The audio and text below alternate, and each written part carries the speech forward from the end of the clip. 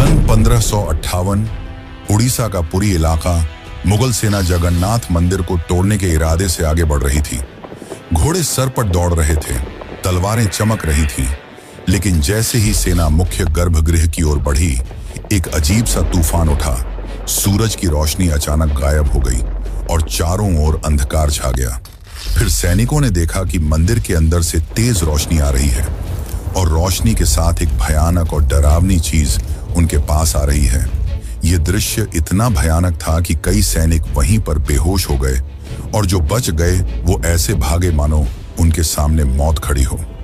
अब आप सोचिए कि क्या यह सिर्फ एक ऐतिहासिक घटना थी या फिर सच में भगवान जगन्नाथ ने अपने धाम की रक्षा की। पुरी का जगन्नाथ मंदिर एक ऐसा स्थान जो सिर्फ भक्ति का केंद्र नहीं बल्कि अनगिनत रहस्यों की चुप दुनिया है। क्या आपने कभी सोचा है कि क्यों इस मंदिर का ध्वज हमेशा हवा के विपरीत दिशा में उड़ता है और क्यों मंदिर के ऊपर लगे सुदर्शन चक्र हर दिशा से ऐसा लगता है मानो आपको ही देख रहा हो। यहां तक कि प्रसिद्ध किताब भविष्य मलिका में इस मंदिर को लेकर कलयुग की कई भविष्यवाणियां की गई हैं, जो कि सारी की सारी सच हुई हैं। इनमें सबसे प्रसिद्ध है कोविड-19 यानी कि कोरोना की घटना। इस किताब में लिखा गया था कि जब मंदिर का सबसे पुराना पेड़ गिर जाएगा तब एक भयानक महामारी आएगी, और यह पूरी तरह सच भी हुई। यह सिर्फ एक घटना नहीं, ऐसी और भी कई घटनाएं हैं जो सच हुई हैं और सारी आपको चौंका देंगी। इस मंदिर के अंदर ऐसे और भी कई अनसुने और खतरनाक रहस्य छुपे हुए हैं जो आपके होश उड़ा देंगे। और सबसे बड़ा रहस्य है ब्रह्म पदार्थ का, यानी कि श्री कृष्ण का दिल। माना जाता है कि इस मंदिर में श्री कृष्ण का दिल आज भी मौजूद है, जिसे हर 12 साल में पुरानी मूर्ति से निकालकर नई मूर्ति में डाला जाता है, और यह प्रक्रिया काफी महत्वपूर्ण है। इस दौरान अगर कोई श्री कृष्ण के दिल को देख ले तो वह तुरंत मर जाता है, जिसकी कई घटनाएं हमारे सामने आती हैं।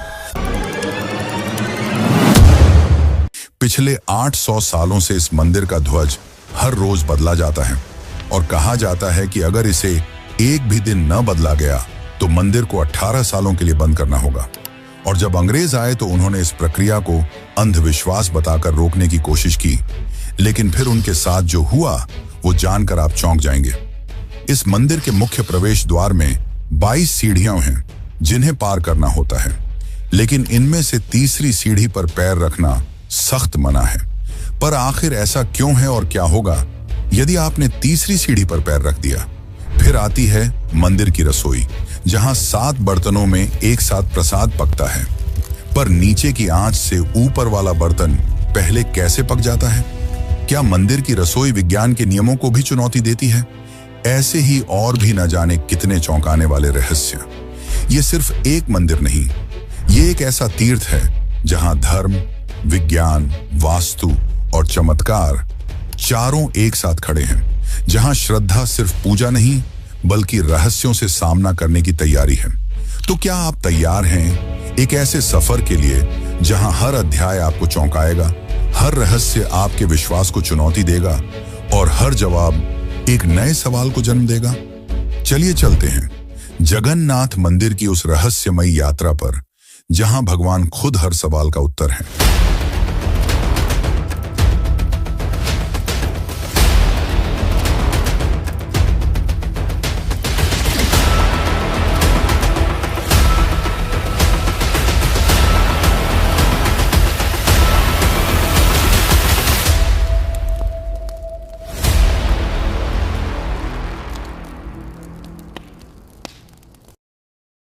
जून 2015 रात को घड़ी में 12 बजते ही पूरी शहर की बिजली काट दी गई।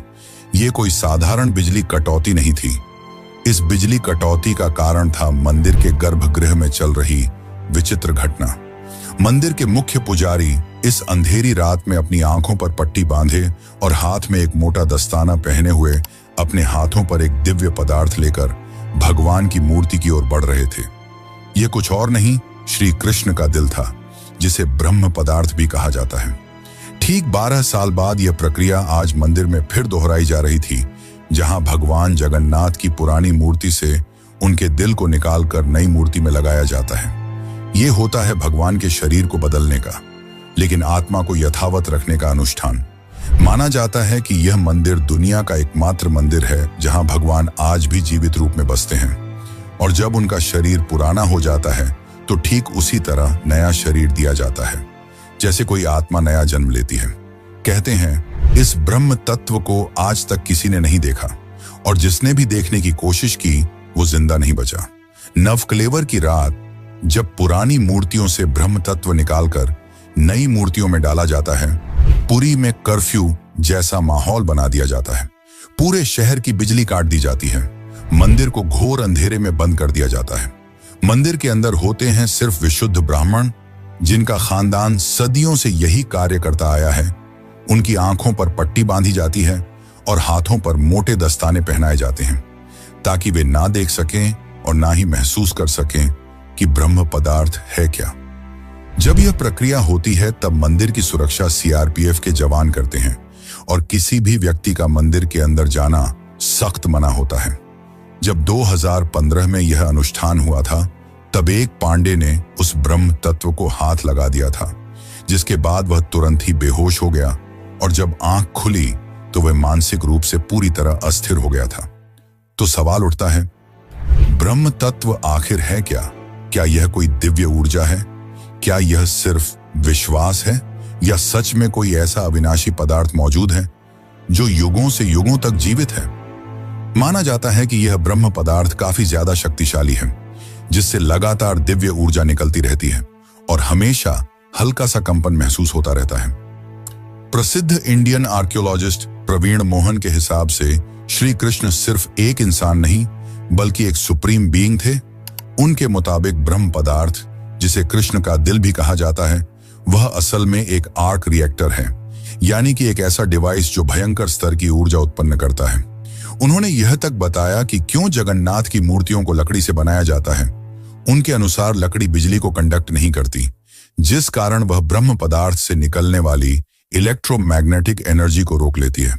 वैसे तो माना जाता है आज तक इसे किसी ने नहीं देखा है, पर आज से करीब 50 साल पहले एक व्यक्ति ने दावा किया था कि उसने इस हृदय को देखा है। उसने कहा कि हृदय चांदी की तरह तरल बह रहा था, और यही तरल लकड़ी को कमजोर कर देता है, जिस कारण हर 12 साल में मूर्तियों को बदलना पड़ता है।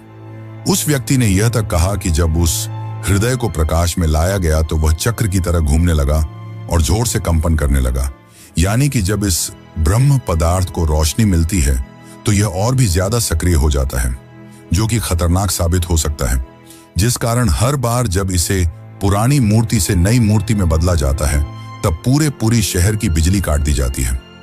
विज्ञान के लिए आज भी यह एक चौंकाने वाला रहस्य है जिसे कोई समझ नहीं पाया, लेकिन भक्तों के लिए यह उनके श्री कृष्ण हैं, उनका दिल है, जिस कारण हर दिन लाखों की तादाद में भक्त भगवान जगन्नाथ के दर्शन करने आते हैं।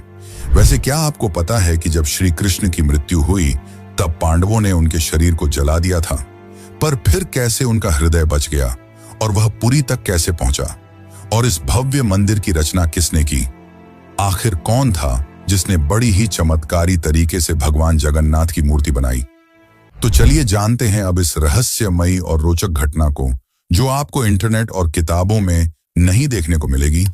लेकिन उससे पहले अगर आपको वीडियो अच्छी लग रही है तो इसे लाइक करके कमेंट में जय जगन्नाथ जरूर लिखें। आज से करीब 5000 साल पहले महाभारत युद्ध के पश्चात चारों तरफ केवल लाशें ही पड़ी थीं। लाखों पड़े शव और कौरवों के विनाश ने सबको झकझोर दिया। कौरवों की माता गांधारी ने इस विनाश का कारण श्री कृष्ण को बताया। उनके हिसाब से अगर श्री कृष्ण चाहते तो यह युद्ध होता ही नहीं, पर उन्होंने ऐसा नहीं किया, जिसके कारण क्रोधित होकर गांधारी ने कृष्ण को श्राप दिया, गिना, जिस प्रकार मेरे वंश का विनाश हुआ है ठीक उसी प्रकार तुम्हारे भी वंश का विनाश हो जाएगा। इस श्राप के 36 साल बाद जब एक दिन श्री कृष्ण जंगल में विश्राम कर रहे थे, तब एक शिकारी ने उन्हें हिरण समझकर उन पर तीर चला दी, और जैसे ही तीर श्री कृष्ण के पैरों पर जाके लगी, उन्होंने इस लोक को छोड़ दिया और मृत्यु को स्वीकार किया। और माना जाता है कि उनके मृत्यु के साथ ही पूरी द्वारका नगरी पानी में समा गई, जिससे उनका पूरा वंश समाप्त हो गया। माना जाता है कि जब शिकारी ने उन्हें गलती से मारा तो उसे बहुत पछतावा हुआ और उसने श्री कृष्ण से माफी मांगी, पर श्री कृष्ण ने बताया कि ये मेरे ही कर्मों का फल है। उन्होंने समझाते हुए कहा कि पिछले जन्म में तुम महान वानर राजा बाली थे, जिसे मैंने ही राम अवतार में छल से मार दिया था, और उसी कारण आज तुम मेरे मृत्यु का कारण बने। माना जाता है कि जब श्री कृष्ण की मृत्यु की खबर पांडवों को मिली तो उन्होंने पूरे रीति रिवाज से श्री कृष्ण का अंतिम संस्कार किया, और जब उनके शरीर को जलाया गया तो उनका पूरा शरीर पंचतत्वों में विलीन हो गया, परंतु उनका हृदय बच गया और जलने की बजाय और भी अधिक ऊर्जा से धड़कने लगा। इसी हृदय को बाद में ब्रह्म पदार्थ कहा गया।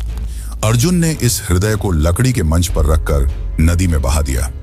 काफी लंबे समय तक बहने के बाद यह ब्रह्म पदार्थ उड़ीसा के समुद्र तट पर पहुंचा। उस समय उस तट पर सबरा जनजाति समुदाय के लोग रहा करते थे।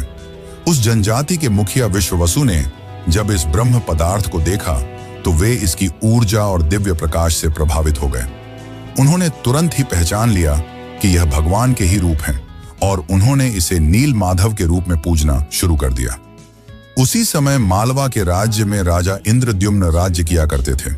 वे भगवान विष्णु के काफी बड़े भक्त थे। एक दिन उन्होंने नील माधव के दर्शन करने की इच्छा व्यक्त की और उन्हें ढूंढने लगे, और यही आगे चलकर जगन्नाथ के निर्माण की आधारशिला बनी। जैसा कि मैंने बताया, राजा इंद्रद्युम्न विष्णु के परम भक्त थे, और एक रात स्वयं भगवान विष्णु उनके सपने में आए और उन्हें कहा कि वे उनकी दिव्य मूर्ति नील माधव को ढूंढें और उनके लिए एक भव्य मंदिर का निर्माण करें। श्री हरि विष्णु ने उन्हें यह भी बताया कि यह ब्रह्म पदार्थ उन्हें नीलांचल पर्वत में मिलेगा, जिसके पश्चात राजा ने अपने ब्राह्मण पुजारी विद्यापति को आदेश दिया कि वह इस मूर्ति को ढूंढ निकाले। विद्यापति कई दिनों तक नीलांचल पर्वत के अलग हिस्सों में इसकी तलाश करते रहे, और तब जाकर अंत में उन्हें पता चला कि इस मूर्ति को आदिवासी मुखिया विश्ववसु ने एक गुफा में छुपा कर रखा है, और वे दिव्य रूप से उसकी पूजा करते हैं। जब विद्यापति ने इसके दर्शन करने की अनुमति मांगी, तब विश्ववसु ने यह कहकर मना कर दिया कि यह उनके जाति का निजी मामला है। जिसके बाद विद्यापति ने चालाकी दिखाई और विश्ववसु की पुत्री ललिता से विवाह कर लिया। अब विद्यापति ने ललिता की मदद से विश्ववसु को मनाया और वे उस गुफा की ओर चल पड़े। जैसे ही विद्यापति ने उस नील माधव की मूर्ति को देखा, वे उसकी ऊर्जा से काफी ज्यादा प्रभावित हुए, और उन्होंने तुरंत ही यह बात राजा इंद्रद्युम्न को बताई। लेकिन जब राजा इंद्रद्युम्न वहां पहुंचे, तब तक विश्ववसु ने वह मूर्ति वहां से हटा दी थी, जिससे राजा काफी उदास हो गए और अपने महल लौट आए। इसके बाद फिर से रात में भगवान विष्णु उनके सपने में आए और कहा कि पुरी के तट पर एक बड़ा नीम का पेड़ बहकर आएगा, तुम उस पेड़ से मेरी नई मूर्ति बनाना। वह पेड़ काफी बड़ा था, जिसे उठाना आसान नहीं था। आखिर में जैसे तैसे वे पेड़ को महल तक ला पाए, लेकिन अब सवाल यह था कि इनसे भगवान की मूर्ति कौन बनाएगा।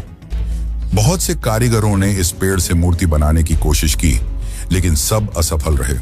उन्होंने कहा कि पेड़ इतना ज्यादा मजबूत है कि हमारे छेनी हथौड़ी का उस पर कोई असर नहीं हो रहा। ये सुनकर राजा काफी परेशान हो गए। तभी एक दिन भगवान विश्वकर्मा एक बूढ़े साधु के रूप में वहां पधारे और उन्होंने कहा कि वे ये मूर्ति 21 दिनों में बनाकर देंगे। राजा काफी प्रसन्न हुए, पर उस बूढ़े आदमी ने एक शर्त रखी। उसने कहा कि मैं एक कमरे में बंद रहकर 21 दिनों में यह मूर्ति बनाऊंगा, और तब तक कोई भी इस कमरे का न तो दरवाजा खोलेगा और न ही कोई अंदर आएगा। राजा ने उसकी यह शर्त स्वीकार की और फिर मूर्ति बनाने का कार्य शुरू हुआ। दरवाजा बंद किया गया और कक्ष से छेनी हथौड़ी की आवाजें आने लगीं। लेकिन 15 दिनों बाद अचानक से छेनी हथौड़ी की आवाज आना बंद हो गई। महाराज की रानी गुंडीचा काफी चिंतित हो गई और महाराज को कहा कि हमें दरवाजा खोलकर देखना चाहिए। शायद वह वृद्ध व्यक्ति भूख और प्यास की वजह से मर तो नहीं गया होगा। राजा ने शुरुआत में तो मना किया, पर बाद में वे इसके लिए मान गए और दरवाजा खोल दिया। लेकिन जब दरवाजा खुला तो सभी हैरान रह गए। वह वृद्ध व्यक्ति गायब हो चुका था और पीछे केवल 3 अधूरी मूर्तियां थीं। राजा को यह देखकर काफी दुख हुआ, क्योंकि उनकी शर्त तोड़ने की वजह से भगवान की मूर्तियां आधी रह गईं। जगन्नाथ भगवान के हाथ और पैर अधूरे थे। बलराम और देवी सुभद्रा की मूर्तियां भी अधूरी थीं। जब राजा मूर्ति के पास गए तब उन्हें दिल की धड़कन महसूस हुई और मूर्ति के अंदर से एक दिव्य आवाज आई जिसने राजा को बताया कि श्री कृष्ण का हृदय इस मूर्ति के अंदर है। राजा ने इन मूर्तियों को स्थापित किया और आज यही अधूरी मूर्तियां भगवान जगन्नाथ के रूप में पुरी में पूजी जाती हैं। वैसे दोस्तों, आपको एक बात बता दूं, जो हो रहा है वह पहले ही लिखा जा चुका है और जो लिखा गया है वही होकर रहेगा। ये कोई फिल्मी डायलॉग नहीं, बल्कि पुरी के भक्तों की आस्था और सच्चाई है भविष्य मालिका की। तो चलिए जानते हैं उन भविष्य मालिका की घटनाओं को जो आज सच साबित हो रही हैं। मित्रों, इस मंदिर का इतिहास और वर्तमान एक भविष्यवाणी से जुड़ा हुआ है। भविष्य मालिका एक दिव्य ग्रंथ है जिसे लगभग 500 साल पहले ओडिशा के महान संत आचार्य महाप्रभु अच्युतानंद ने लिखा था। कहा जाता है कि वे पंचसखा यानी भगवान जगन्नाथ के 5 दिव्य सेवकों में से एक थे, जिन्होंने भगवान के आदेश पर कलयुग की कई घटनाओं को पहले ही देख लिया था। यह ग्रंथ ओडिया भाषा में लिखा गया है और इसकी पंक्तियां कविता के रूप में हैं, जैसे किसी गूढ़ रहस्य का संकेत दे रही हों। आइए हम आपको बताते हैं भविष्य मालिका की कुछ चौंकाने वाली भविष्यवाणियां जो जगन्नाथ मंदिर और कलयुग के अंत से जुड़ी हुई हैं। इस ग्रंथ की सबसे चौंकाने वाली भविष्यवाणी 4 साल पहले काफी ज्यादा वायरल हुई थी, जब लोगों ने दावा किया कि इसमें कोरोना महामारी का वर्णन भी है। नाना रोग आसीबा, गोटे बड़ा व्याधि, लोका घरे रहीबे, बाहर कुना जीबा, अर्थात अनेकों रोग आएंगे, एक बड़ा रोग फैलेगा, लोग घरों में बंद रहेंगे, बाहर नहीं निकल पाएंगे। अब ये पंक्तियां किसी भी सामान्य रीडर को 2020 की कोविड-19 महामारी की याद दिला देती हैं। पुरी और ओडिशा में कई संतों और विद्वानों ने इसे भविष्य मालिका की सटीक भविष्यवाणी माना। इस किताब की एक और बात, इसमें जिक्र किया गया है कि मंदिर परिसर के ऊपर जो कपड़ा है उसमें आग लगने की घटना का उल्लेख मिलता है। कुछ साल पहले पहली बार त्रिदेव के वस्त्र में आग लगी थी। इस घटना के बाद कलयुग के अंत के बारे में एक बार फिर से बातें होने लगी। कहते हैं कि पापनाश एकादशी के दिन जगन्नाथपुरी मंदिर में एक अखंड महादीप जलाया गया था, लेकिन अचानक तेज हवा चली और झंडा उड़कर दीपक के ऊपर चला गया, जिससे मंदिर के झंडे में आग लग गई। यह घटना 19 मार्च 2020 को हुई थी। कहा जाता है कि दूसरे मंदिरों की तरह जगन्नाथ मंदिर के गुंबद पर कभी कोई पक्षी नहीं बैठता और ना ही इस पर कोई प्लेन या हेलीकॉप्टर उड़ता है, लेकिन जुलाई 2020 के बाद से मंदिर के गुंबद पर गिद्ध, चील और बाज को देखा गया था। ये पक्षी मंदिर के गुंबद, स्तंभ और नील चक्र पर भी बैठे थे। ऐसे में दुनिया के महाविनाश की भविष्यवाणी एक बार फिर से चर्चा में आ गई थी। भविष्य मालिका के अनुसार जब कलयुग का अंत करीब होगा तो भगवान जगन्नाथ मंदिर का नील चक्र यानी सुदर्शन चक्र तूफान से टेढ़ा हो जाएगा। मई 2019 में समुद्री तूफान फानी के कारण यह विशालकाय चक्र टेढ़ा हो गया था। ऐसे ही और भी कई भविष्यवाणियां हैं जो सच हो चुकी हैं और कई प्रसिद्ध भविष्यवाणियां हैं जो आने वाले को लेकर की गई हैं। 3 रथ यात्राएं एक साथ रुकेंगी, नदियां उल्टी दिशा में बहेंगी, ब्रह्म तत्व मंदिर से गायब हो जाएगा और फिर में अंत में आएंगे भगवान के आखिरी अवतार कल की। अब दोस्तों, आप ही सोचिए कि क्या यह महज संयोग है या सच में आचार्य अच्युतानंद को भविष्यदर्शी शक्तियां प्राप्त थीं। अगर उन्होंने आज से सैकड़ों साल पहले ऐसी बातें लिख दी जो अब सच हो रही हैं, तो क्या हमें उनकी बाकी भविष्यवाणियों को भी गंभीरता से लेना चाहिए? भविष्य मालिका कोई साधारण ग्रंथ नहीं, बल्कि वो कायनात का रोड मैप है जिसे बस समझने की जरूरत है। वैसे आपकी जानकारी के लिए बता दूं कि सन 1558 में मुगल सेना ने मंदिर को तोड़ने की कोशिश की। फिर उनके साथ जो हुआ वो चौंकाने वाला था और इस घटना को पहले ही भविष्य मालिका में लिख दिया गया था। और साथ ही भविष्य मालिका में अंग्रेजों को लेकर भी यह कहा गया था कि गोरे आएंगे और मंदिर को बंद कराने की कोशिश करेंगे। तो चलिए अब जानते हैं कि जब मुगल सेना ने मंदिर पर आक्रमण किया तो क्या हुआ और कैसे ब्रिटिशर्स ने भक्तों की श्रद्धा को अंधविश्वास बताकर मंदिर को बंद करने की कोशिश की। लेकिन उससे पहले चैनल को सब्सक्राइब जरूर कर लें। यह आपके लिए तो फ्री है, पर इससे हमारी काफी मदद हो जाती है। सन 1558 उड़ीसा के पूरी इलाके में घना अंधकार छाया हुआ था, पर वो अंधकार आसमान में नहीं, लोगों के मन में था। क्योंकि इस बार कोई साधारण लुटेरा नहीं, मुगल सेना खुद मंदिर को गिराने के इरादे से आ रही थी। कला पहाड़ नाम का अफगान जनरल, जो तब बंगाल का गवर्नर था, उसकी क्रूरता इतनी बदनाम थी कि उसका नाम सुनकर ही लोग कांप उठते थे। कहा जाता है कि वो सनातन धर्म और मंदिरों से विशेष नफरत रखता था। उस दिन उसकी फौज पूरी ताकत के साथ पुरी की ओर बढ़ी। घोड़े सर पर दौड़ रहे थे, तलवारें लहराई जा रही थीं और मंदिर की शांति में एक भयंकर आंधी की आहट आने लगी। जैसे ही सैनिक मुख्य गर्भगृह की ओर बढ़े, अचानक मौसम बदल गया। तेज हवाएं चलने लगीं, आकाश काला पड़ गया, सूरज की रोशनी एकदम गायब हो गई और मंदिर के चारों ओर एक रहस्यमयी घना अंधेरा छा गया। मंदिर के भीतर से एक चमकती हुई रोशनी निकली, जो किसी इंसान की नहीं थी। ये रोशनी जैसे ही बाहर आई, पूरा मैदान एकाएक शांत हो गया। सैनिकों में अफरा तफरी मच गई, कुछ बेहोश हो गए, कुछ उल्टा भागने लगे। बिना एक भी तलवार चले कला पहाड़ की पूरी फौज पीछे हट गई। आज भी पुरी की लोक कथाओं में यह कथा सुनाई जाती है कि जब भगवान की मर्यादा पर वार होता है तो वो खुद प्रकट होकर अपने धाम की रक्षा करते हैं। अब दूसरी घटना की बात करते हैं, जो है अंग्रेजों का विरोध और रथ यात्रा का संघर्ष। जब 1803 में अंग्रेजों ने पुरी पर कब्जा किया, तब उन्होंने कई प्राचीन मंदिरों की संपत्तियों और अधिकारों को छीन लिया। लेकिन पुरी का श्री जगन्नाथ मंदिर एक ऐसा स्थान बना जहां जनता ने कभी भी नियंत्रण नहीं छोड़ा। ब्रिटिश अधिकारियों को मंदिर की अलौकिक घटनाएं और भक्तों की श्रद्धा समझ नहीं आती थी, इसीलिए उन्होंने इन्हें सुपरस्टिशन कहकर मजाक बनाना शुरू कर दिया। सन 1805 में ब्रिटिश कलेक्टर मिस्टर हंटर ने पुरी मंदिर के रिचुअल्स को इरेशनल और बारबेरिक कहा। बात तब और बिगड़ी जब सन 166 में ब्रिटिश प्रशासन ने पुरी की रथ यात्रा को बंद करवाने की साजिश रची। उन्होंने यह तर्क दिया कि रथ यात्रा के दौरान भीड़ अनियंत्रित हो जाती है और यह प्रशासनिक खतरा है। पर यह फैसला पूरे उड़ीसा में जन आंदोलन का कारण बन गया। लाखों लोग सड़कों पर उतर आए, मठों, आचार्यों और गांवों ने खुलकर विरोध किया। रथ यात्रा का रथ निर्माण कार्य लोगों ने खुद शुरू कर दिया, यह कहते हुए कि अगर भगवान नहीं चलेंगे तो हम भी नहीं चलेंगे।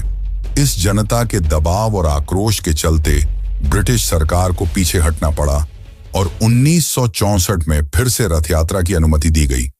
इसके बाद अंग्रेजों ने कभी पुरी मंदिर के अंदरूनी मामलों में दखल नहीं दिया।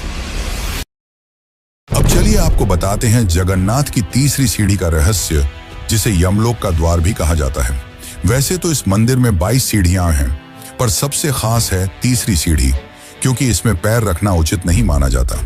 धार्मिक कथाओं के अनुसार इस तीसरी सीढ़ी को यमशिला कहा जाता है और कहा जाता है कि जो भी मनुष्य इस तीसरी सीढ़ी पर पैर रखता है उसके पुण्य शून्य हो जाते हैं और उसे यमलोक जाना पड़ता है।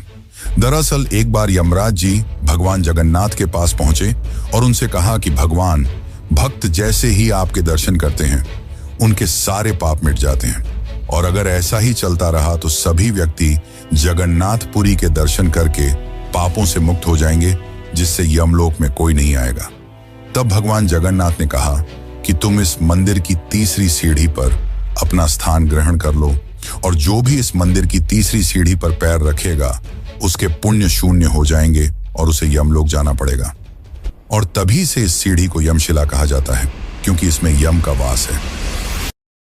अब अगर हम पुरी मंदिर के ऊपर लगे सुदर्शन चक्र की बात करें तो देखने वालों ने यह दावा किया है कि इस सुदर्शन चक्र को आप मंदिर के किसी भी कोने से देखोगे तो ऐसा लगेगा मानो आपको ही देख रहा हो।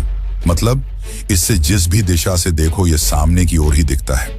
इसे आम भाषा में आर्टिफिशियल इल्यूजन कहा जाता है, पर यह आज भी विज्ञान के परे है कि कैसे इतने भारी चक्र को मंदिर के ऊपर लगाया गया और कैसे उस समय के लोगों ने यह आर्टिफिशियल इल्यूजन बनाया जिससे चक्र हमेशा सामने की ओर दिखता है। इसे आज भी विज्ञान नहीं समझ पाया, पर भक्तों के अनुसार यह श्री कृष्ण का चक्र है जिसे उन्होंने इस दुनिया की रक्षा के लिए इस मंदिर में स्थापित किया है। और भविष्य मालिका की एक और पंक्ति के हिसाब से जब यह मंदिर समुद्र के अंदर समा जाएगा तब कलयुग अपने अंतिम चरण पर होगा और तब आएंगे विष्णु के आखिरी अवतार कल्कि। अब जानते हैं पुरी के रसोई घर के बारे में। जगन्नाथ पुरी का रसोई घर दुनिया की सबसे बड़ी और सबसे रहस्यमयी रसोई है, जिसके अनोखे तथ्य और परंपरा भक्तों को आश्चर्यचकित कर देती है। और रसोई का सबसे बड़ा रहस्य यह है कि यहाँ भोजन 7 मिट्टी के बर्तनों में बनाया जाता है और हर एक बर्तन को एक के ऊपर एक रखा जाता है।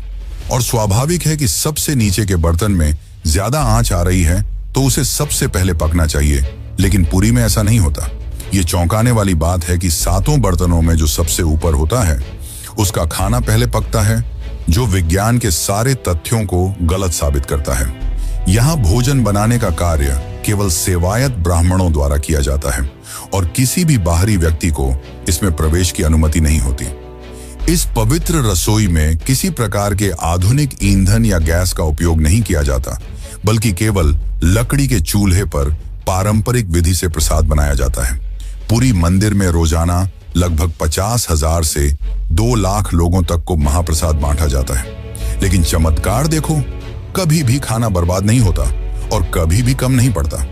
मान्यता है कि मां लक्ष्मी स्वयं प्रतिदिन रसोई में आती हैं और रसोई के सेवकों को अंतः प्रेरणा देती हैं कि आज कितनों के लिए प्रसाद तैयार करना है। ये सिर्फ परंपरा नहीं, सदियों से चलती लीला है, जिसे आज तक कोई इंसानी गणित नहीं समझ पाया।